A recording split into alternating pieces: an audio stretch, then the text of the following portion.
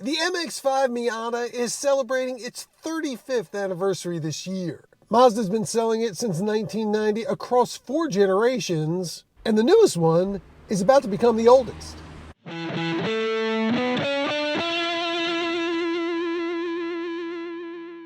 Welcome to another edition of Important, where American Cars Racing checks out the most important imports in the United States. And there are a few that are more important than the MX-5 Miata. The 4th generation Miata launched as a 2016 model, and aside from a few tweaks, hasn't really changed a whole lot since then. And that run, up until 2025, matches the run of the previous 3rd generation Miata, which was on sale from 2006 to 2015. And since there's been no talk about this being discontinued next year, looks like this one's going to be the first to reach the decade mark. Although technically the 2016 model was the soft top, while this retractable hardtop RF didn't come along until 2017. So it's still just a kit.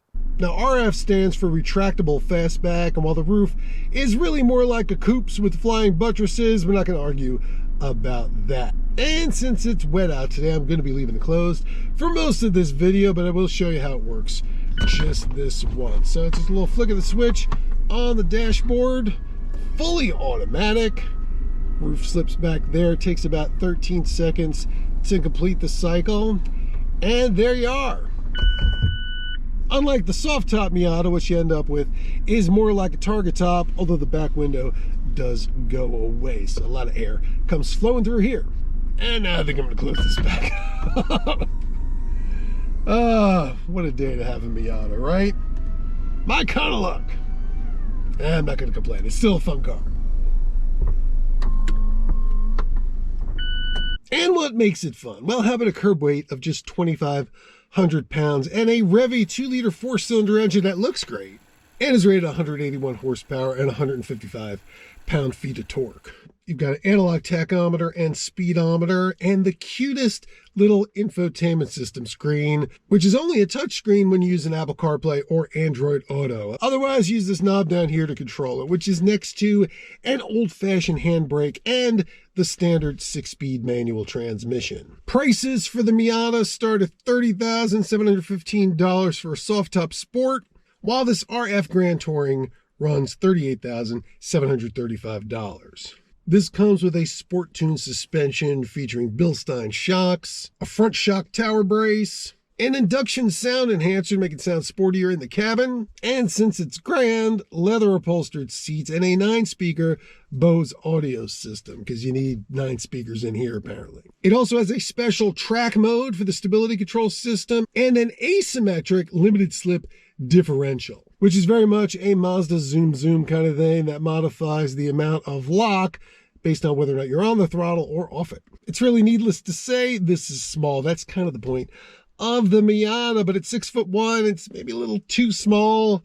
As you can see, my leg is rubbing against the steering wheel when I go to use the clutch. Boom, boom, boom, boom. And while the trunk isn't ridiculously tiny, in here there's not quite as much room to put things in. Instead of glove compartment on the passenger side, you have one over here between the seats, which is pretty small, but does have a lock on it in case you want to leave the roof open, and some minor valuables in there. I wouldn't be putting gold bullion or anything too important. It is a little flimsy. And there is also a compartment here in the center armrest, which is perfect for an easy pass, but not much else. The passenger also has to share their footwell with this hump in the floor for the catalytic converter and this cup holder, which can fortunately be removed.